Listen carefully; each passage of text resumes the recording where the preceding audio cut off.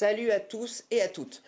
Bon, ça faisait un petit peu de temps quand vous n'avez pas fait de vidéo, parce qu'on a un taf par-dessus la tête, donc c'est vrai qu'on n'arrête pas. Alors, on a énormément de personnes qui nous demandent une vidéo sur les réglages viseur, ok? Donc, on va vous faire une petite vidéo, on va essayer de faire au plus simple, pour que vraiment tout le monde puisse comprendre, même ceux qui sont un peu néophytes. On va faire une petite vidéo justement pour vous aider à faire vos réglages viseur. Alors, déjà, la première chose qu'il faut savoir sur le réglage viseur, c'est que avant même de commencer à faire vos réglages en tirant, il va falloir installer correctement votre viseur sur votre arc. Donc, selon le niveau de gamme de votre viseur, vous allez avoir des viseurs sur lesquels vous avez juste à venir prendre le viseur, le serrer sur votre arc, et ensuite vous n'allez pas forcément avoir de réglage au niveau du niveau à bulle, donc premier axe, deuxième axe, troisième axe.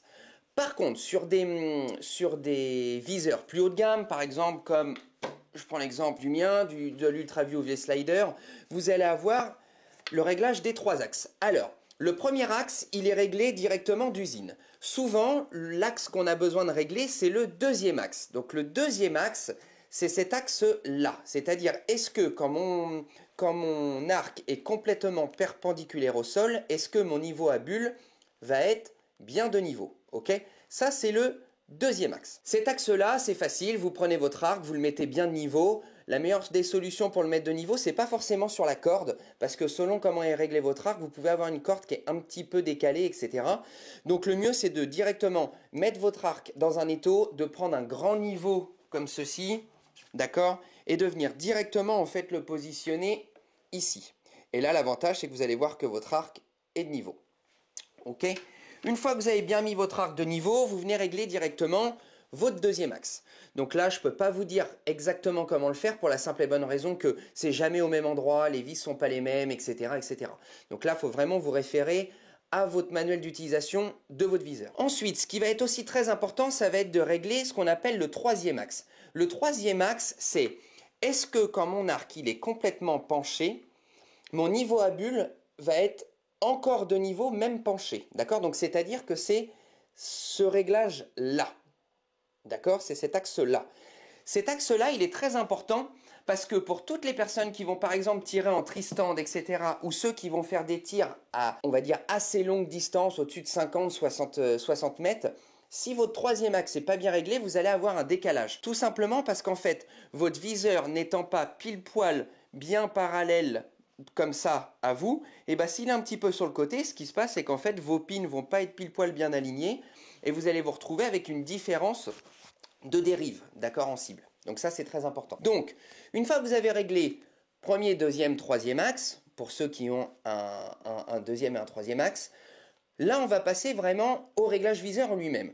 Donc, le réglage viseur, c'est assez simple. La toute première chose qu'il va falloir faire, ça va être de prendre votre arc, de le positionner sur un étau. Vous allez prendre une flèche, d'accord? Vous allez tout simplement venir encocher une flèche et vous allez mettre directement vos pins, d'accord, alignés avec la flèche et la corde en position neutre. Ça, c'est vraiment un excellent point de départ, ok? Une fois que vous avez ce réglage-là de base, là, vous allez pouvoir affiner.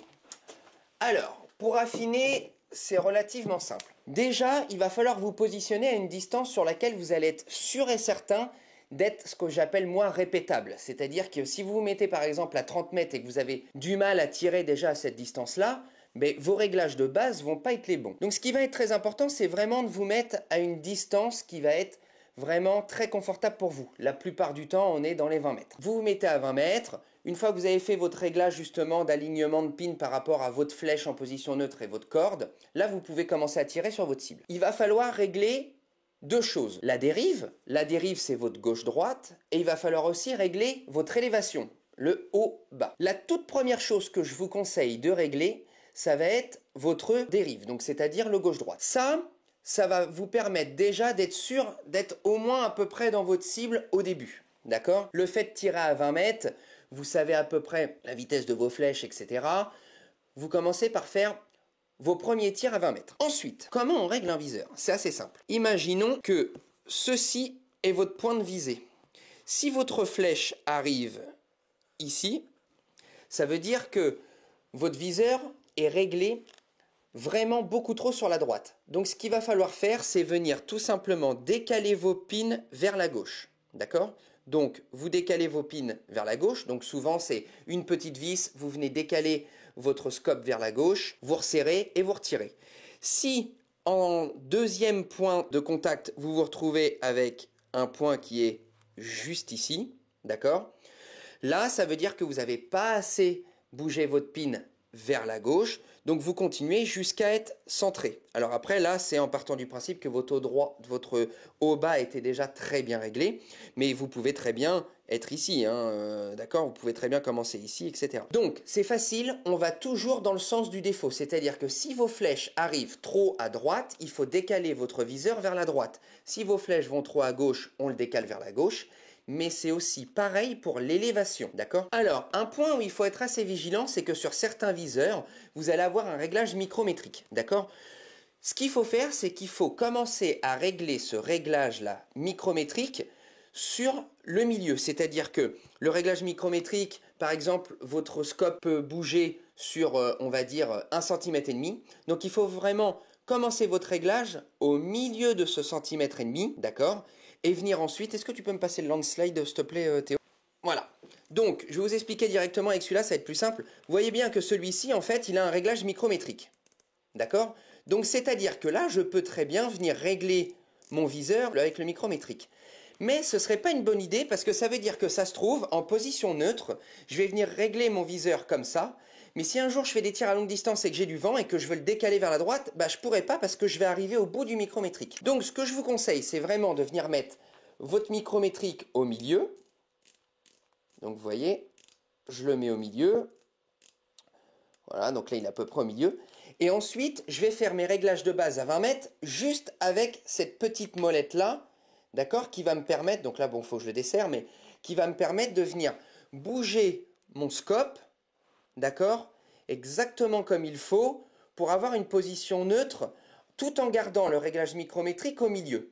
Ce réglage micrométrique étant au milieu, là ça va vraiment moi me permettre en fait de pouvoir en condition de tir, de chasse, etc., de pouvoir jouer avec toute mon amplitude sur la gauche et toute mon amplitude sur la droite s'il y a beaucoup de vent, d'accord? Donc faites bien attention à ça. Prenez bien votre micrométrique au milieu, d'accord? Une fois que le micrométrique est au milieu, là vous réglez directement à peu près votre 20 mètres juste en bougeant le scope, d'accord? Vous resserrez et là au moins vous êtes sûr que vous avez votre 20 mètres, tout est bien au milieu et comme ça vous êtes tranquille, d'accord? Donc, comme je vous l'ai dit, on va toujours dans le sens du défaut. Donc, si les flèches atterrissent à gauche du point visé, vous déplacez votre viseur à gauche. Si les flèches vont à droite, vous allez à droite. Une fois que vous avez bien trouvé votre dérive, d'accord? Donc votre gauche-droite. Là, on va passer au réglage d'élévation. Le réglage d'élévation, c'est exactement le même principe que tout à l'heure. Le réglage d'élévation, la meilleure solution, ça va être de le régler directement. Donc là, je vais vous parler si vous avez un viseur, par exemple, avec vraiment une molette de réglage d'élévation, d'accord? Là, ce qu'il va falloir, c'est essayer de régler votre viseur, donc mettre votre molette d'élévation au plus haut, d'accord? Et ensuite, vous allez faire votre haut-bas en déplaçant en fait toute la partie viseur sur votre fixation, d'accord? Ce qui va vous permettre, encore une fois, de vous retrouver avec un viseur sur lequel vous allez pouvoir jouer avec l'intégralité de l'amplitude de l'élévation. Donc ça, c'est super important. C'est vraiment ce qui va vous permettre de pouvoir faire des tirs à longue distance, d'accord? Parce que si directement vous réglez votre viseur pour qu'il soit et que le position à 20 mètres, c'est ça, parce que vous avez mal réglé en fait le réglage de base, si je peux dire, et ben ce qui va se passer, c'est que là, bah, forcément, vous allez pouvoir faire seulement ça, et puis ça se trouve, vous allez aller jusqu'à 40 mètres, puis vous ne pourrez pas aller plus loin. D'accord? Donc c'est pour ça que c'est très important de toujours régler votre viseur avec un réglage d'élévation en ayant le scope au plus haut. D'accord? Et ensuite, vous venez régler directement ici. D'accord? Ce qui se passe, c'est que, par contre, les réglages à cet endroit-là sont pas aussi précis qu'un réglage d'élévation. Donc une fois que vous allez avoir trouvé le gros du réglage, peut-être qu'il faudra quand même jouer un petit peu sur votre élévation ici pour avoir votre réglage de base à 20 mètres. Mais au moins, vous allez avoir beaucoup plus d'amplitude que si vous aviez réglé que avec votre élévation dès le début, sans venir toucher à la fixation du rail. D'accord? Une fois que vous avez fait votre gauche-droite, on commence à faire l'élévation. Donc, là, une fois que vous allez avoir trouvé votre élévation, donc c'est le même principe, hein, si vos flèches arrivent en haut, il faut venir remonter le viseur. Si vos flèches arrivent en bas, il faut le redescendre. D'accord? Une fois que vous êtes sûr et certain de bien avoir votre 20 mètres, d'accord? Tous les viseurs avec réglage d'élévation, la plupart, ils se règlent jusqu'à 60 mètres. C'est-à-dire qu'une fois qu'on a trouvé le 20 mètres, on va venir coller un tape, ce qu'on appelle un tape de réglage, ici, d'accord? On vient aligner le point de départ, donc qui est souvent le 20 yards ou le 20 mètres, comme vous voulez. Après, ça dépend si vous parlez en yards ou en mètres, mais ça change rien. Vous allez venir directement, en fait, aligner le 20 yards, donc le point de départ du réglage, enfin du tape de réglage, directement avec votre petit point de repère qui est sur votre viseur, votre petite flèche, d'accord? Et là, il va falloir aller jusqu'à 60 mètres ou 60 yards, selon, comme je vous ai dit, si vous parlez en mètres ou en yards.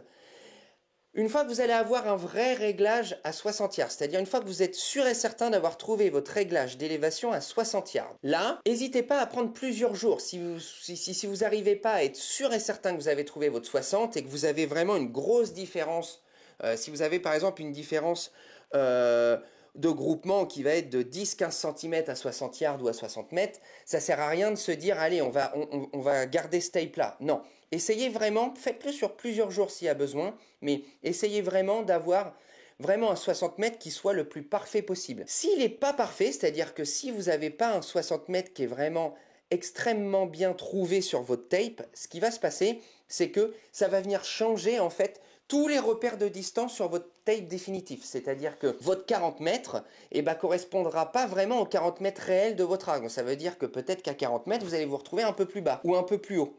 Et ça, ce sera uniquement dû au réglage de votre tape. C'est-à-dire que vous n'avez pas réussi à être assez précis à 60 mètres.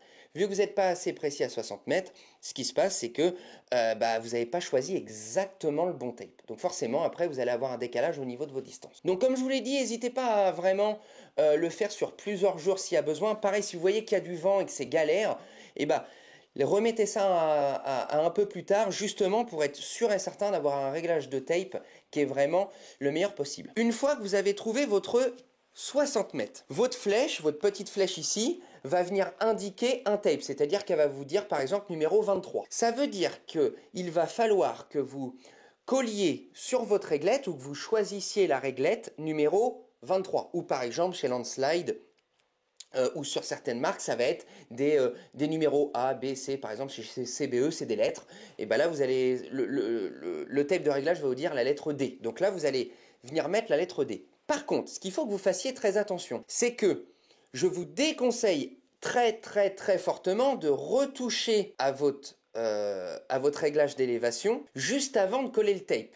La bonne chose à faire, c'est de venir le remettre sur le 20 mètres ou le 20 yards, ou alors ce qu'ils appellent eux le point de départ, d'accord? Souvent c'est 20 mètres ou 20 yards. Donc vous remettez votre viseur sur le 20 mètres, d'accord?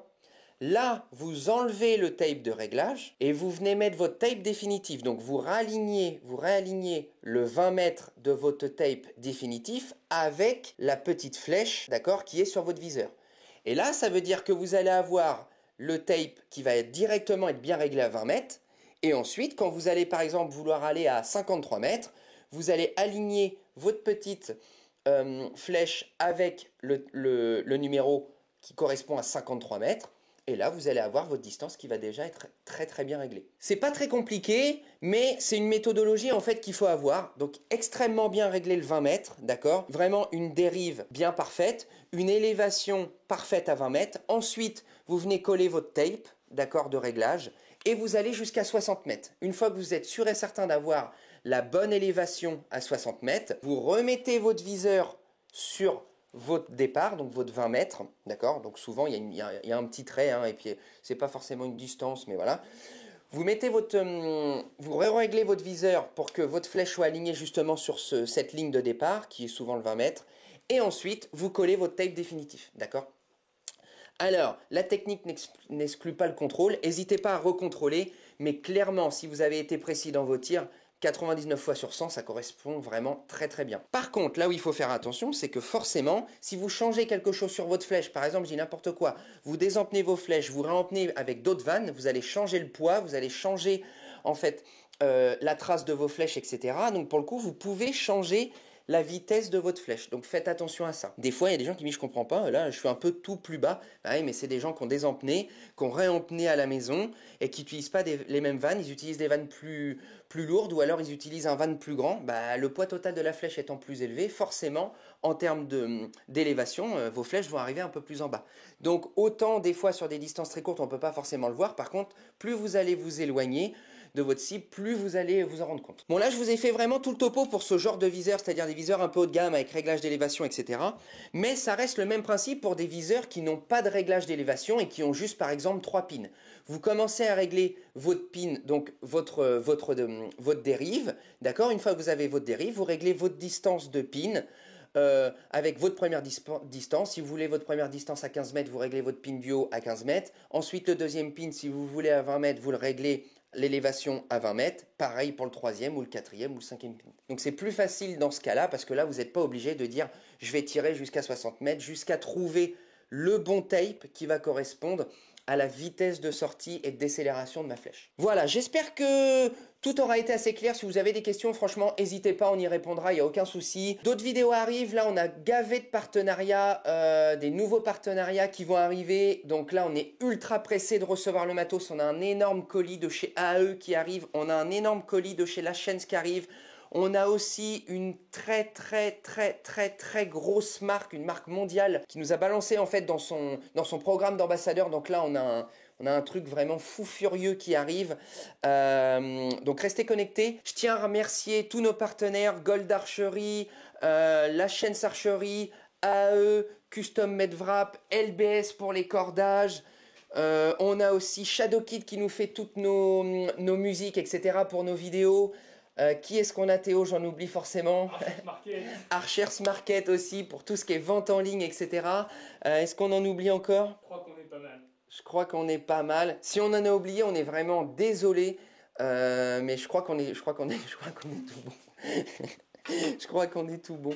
Si, il y a PSE aussi, on a complètement oublié PSE. Donc on a complètement oublié PSE. Donc un grand merci aussi à PSE. Et on vous dit à la prochaine. Allez, à plus.